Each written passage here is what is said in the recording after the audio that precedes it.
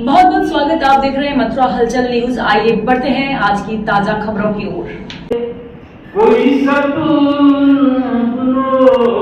जिंदगी के लिए इस जमाने में है बेसहारा बहुत, इस जमाने में है बेसहारा बहुत, तुम सहारे लो बस सहारा बनो।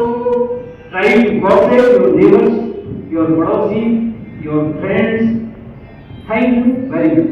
बीएससी कॉलेज में संविधान दिवस पर विशेष कार्यक्रम का आयोजन। बीएससी कॉलेज के श्यामा चरण हॉल में संविधान दिवस का भव्य आयोजन किया गया। कार्यक्रम का शुभारंभ मुख्य अतिथि पूर्व सीडीओ आरएस गौतम और महाविद्यालय के प्राचार्य डॉक्टर ललित शर्मा के द्वारा संयुक्त रूप से मां सरस्वती के चित्रपट पर माल्यार्पण और दीप प्रज्वलन के साथ हुआ। इस मौके पर महाविद्यालय की छात्राओं ने संविधान से संबंधित अपने विचार प्रस्तुत किए। 6th of January 1950 was the day when we implemented our constitution. But does any one of us know the day on which the 389 members of the Constituent Assembly signed the constitution? I'm repeating my question.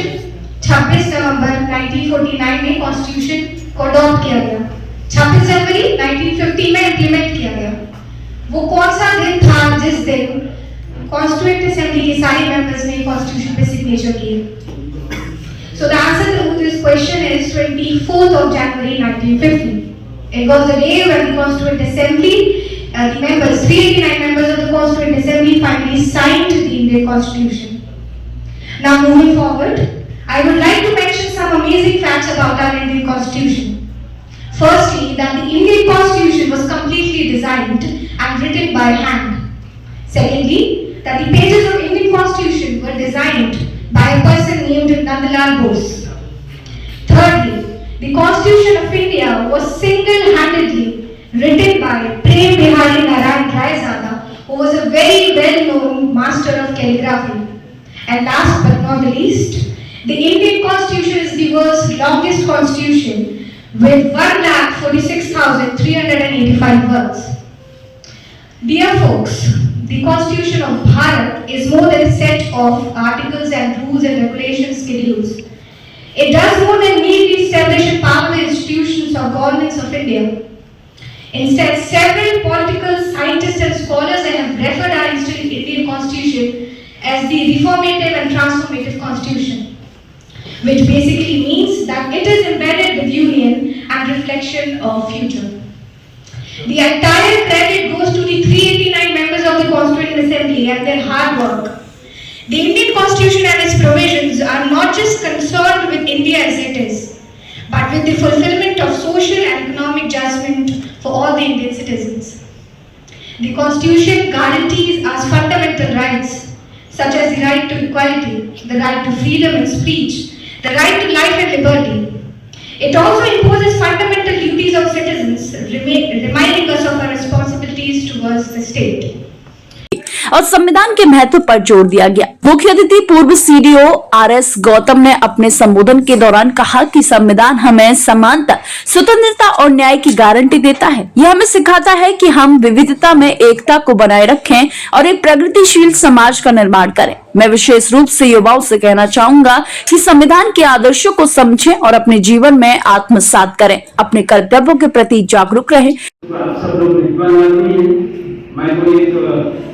Retired अधिकारी आप लोगों को क्या बताता हूँ, लेकिन whenever I come to this college, I come as a student and to learn something from all of you. And today also I learned something. Principal साहब ने जो बातें बताई, देखिए संविधान का अभी Ritu Sharma and Dr. Meena Kanwar has clarified and cleared all the important and salient features regarding Constitution. So I am not going to touch even a single line regarding our Constitution. Wow. But really Constitution is जो principal साहब ने बताया practical क्या है। शुरुआत होती है वेद व्यास से कि अष्टादश पुराणेषु व्यासस्य वदनद्वयम् परोपकार पुण्याय पापाय प्रपीडनम्। ये ध्यान रहे कि किसी को हमसे कष्ट न होने किसी भी परिस्थिति में दैट इज द संविधान। जिस देश में ट्रेन के डिब्बे में शौचालय में आज भी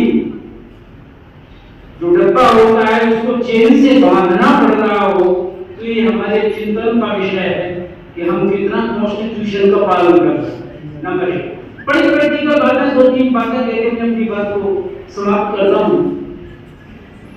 भ्रांति में देश जी रहा है और अधिकांश है, और इस भ्रांति को, संशय को, शक को दूर करने का उत्तरदायित्व हम तथाकथित बुद्धिजीवियों पे, शिक्षकों पे, छात्राओं पे। भ्रम में कैसे जी रहे हैं? एक दिन झांसी में पुस्तक मेला लगा था। अब पोस्टर देयर आई और a पुस्तक of Dr. Ambedkar as well as Manusmriti. An officer, very senior officer came and this is Gautam sir, what are you purchasing? Both are contradictory. देखिए हमने काश ये कि मनुस्मृति को पढ़ लिया जाए तो ये it is our first constitution of India कि मनुस्मृति और अम्बेडकर आपस में कंट्राडिक्टरी है, ऐसा कुछ नहीं।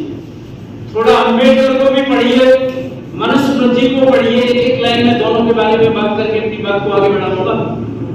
जो आदमी कह रहा हो कि जन्मना जायतो सूत्र ब्राह्मणा पूज्यते, जन्म से प्रत्येक व्यक्ति सूत्र पैदा हो रहा है और कर्म से ब्राह्मण बन जाता है, बुद्धिमान बन जाता है। ब्राह्मण कौन है? जो बुद्धिमान है, सभी ब्राह्मण है। शूद्र कौन है? जो घनघोर निद्रा में शयन कर रहा हो, जगा हुए। तो अब आपको जगाना है, इस भ्रांति को दूर करना है। डॉक्टर अंबेडकर को जब संस्कृत ग्रेजुएशन में लेने गए तो तथाकथित तत्कालीन प्रोफेसर या प्रिंसिपल ने उनको he was denied to take Sanskrit. क्योंकि अधिकारों और कर्तव्यों का संतुलन ही हमारे समाज को सुदृढ़ बनाएगा। वहीं प्राचार्य डॉक्टर ललित मोहन शर्मा ने अपने संबोधन के दौरान कहा कि मैं संविधान के आदर्शों और मूल्यों को अपनाने की आवश्यकता पर बल देता हूं। उन्होंने कहा कि संविधान हमारे लोकतंत्र की आत्मा है और हमें इसे अपने जीवन में आत्मसात करना चाहिए। कार्यक्रम का समापन संविधान के प्रति सम्मान व्यक्त करते हुए हुआ।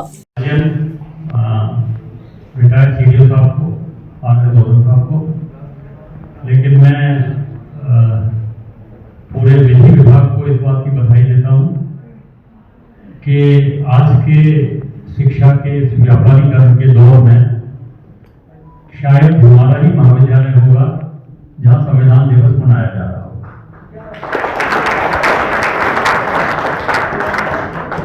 और इससे पहले राय साहब बताते थे कि कई बार परमिशन नहीं मिलती थी कि आपका लीगल ट्यूब जाना है, तो मेरी ओर से राय साहब को फ्री हैंड है।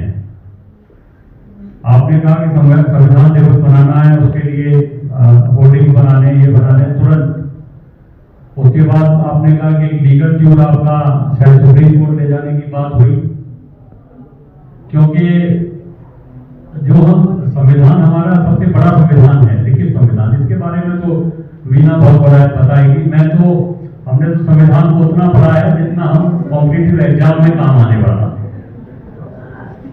कि संविधान में कितनी अनुसूची है, कितने भाग हैं, कितने 395 अनुच्छेद थे, ठीक है ना, संविधान के कौन सा आर्टिकल क्या कह रहा है, इतना पढ़ा है। संविधान में कौन कौन से 42वें 44वें अमेंडमेंट में क्या हुआ, बस उतना पढ़ा है। वो सब आप लोगों ने चर्चा कर दी, बहुत अच्छा ऋतु ने बोला। लेकिन आज के दौर में दो पक्ष हैं। कंट्रीब्यूशन था, वो एक बहुत ही विद्वान पुरुष थे।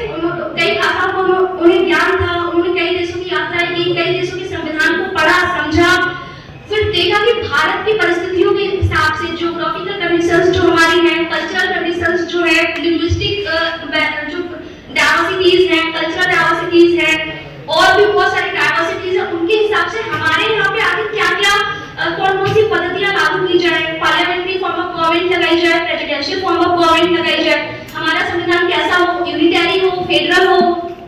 तो बहुत सारी चीजों का उन्हें अध्ययन करके, उन्हें और उनकी कमेटी के जो और सदस्य थे, उन्हें अध्ययन करके जिस हिसाब से उन्हें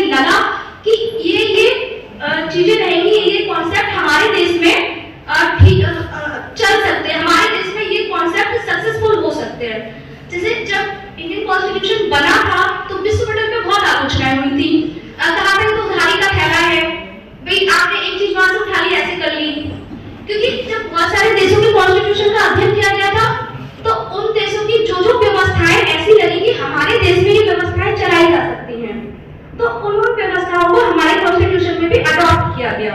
इसका मतलब ये नहीं कि वो व्यवस्था हमने बिल्कुल वैसे ही अडॉप्ट कर ली जैसे उन देशों में चलती है। हमने उन व्यवस्थाओं को वैसे अडॉप्ट किया जैसे हमारे देश में चलेंगी।